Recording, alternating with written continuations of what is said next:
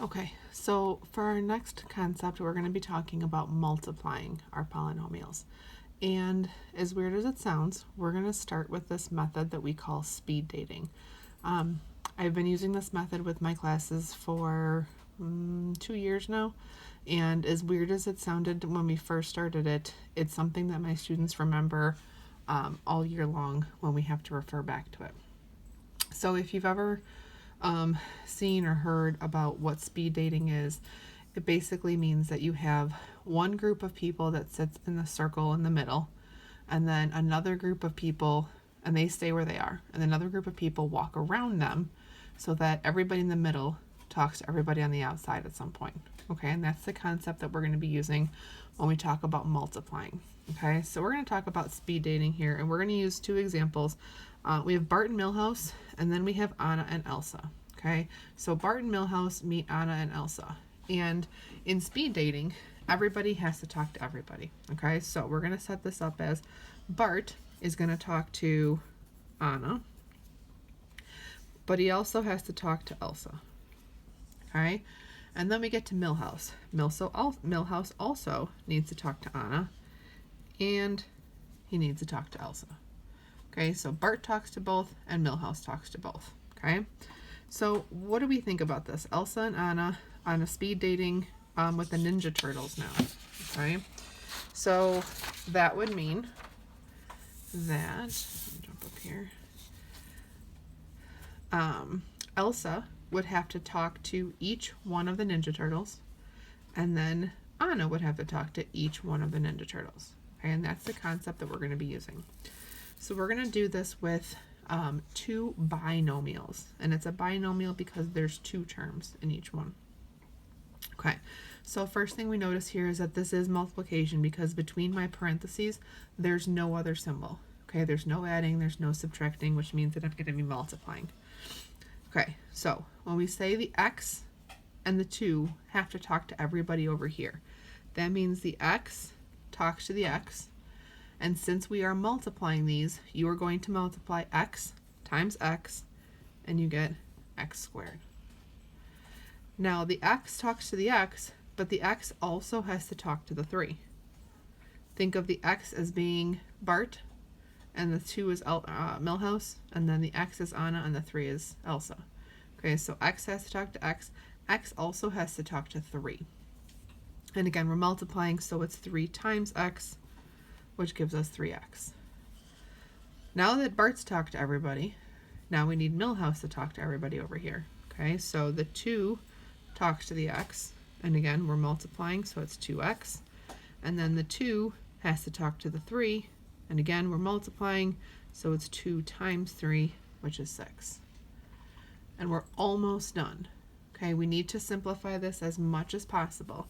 And since I have two like terms here, that means I'm going to simplify this to x squared.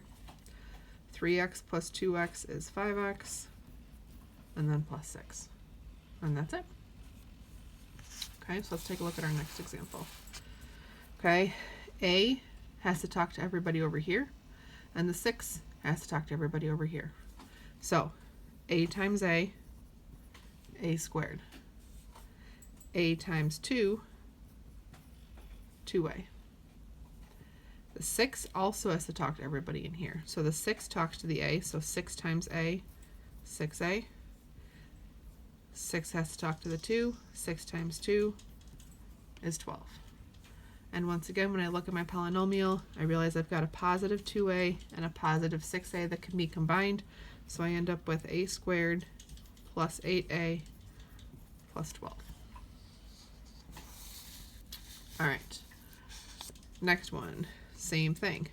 X has to talk to x, so x times x is x squared. X has to talk to negative 5. Negative 5 times x, negative 5x.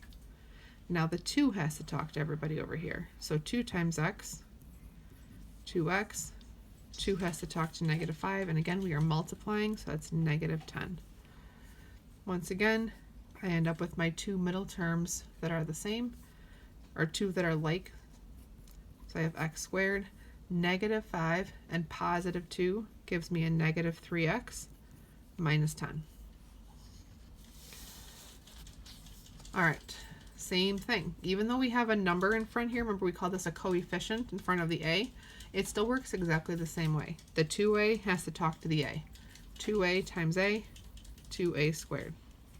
Then the 2a has to talk to the 4. 2a times 4 is 8a.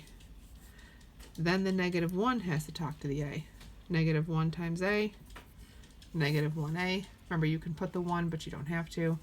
And then negative 1 times 4, negative 4. I still have these two like terms in the middle here, so I'm going to simplify this to 2a squared. 8a minus 1a is 7a minus 4. Okay, number 5, we say is very, very, very, very, very tricky. However, the process is really exactly the same. You just have to know how to recognize it. So all of these examples up here, when we've done x times x, we get x squared. So when you're squaring something, it means that you are multiplying it by itself. So when I see this x plus 2 squared, it really means x plus 2 times itself. Okay, so I'm going to write it out like this, and then my process is exactly the same as the other ones. X has to talk to x, and I get x squared. X has to talk to 2, and I get 2x. Now this 2 has to talk to this x, I get another 2x. This 2 has to talk to this 2, and I get a positive 4. And just like the other times, I end up with my two like terms in the middle. I kind of ran out of room here. I get x squared plus 4x plus 4. Okay? One more time, when we see something being squared, we have to recognize that that means that it's being multiplied by itself. So that means a minus 3 times itself. So a minus 3 again. A talks to a, I get a squared. A talks to negative 3, I get negative 3a. Negative 3 talks to a, another negative 3a. This negative 3 has to talk to this negative 3, and I get positive 9. Now be careful here. These two middle terms do not cancel.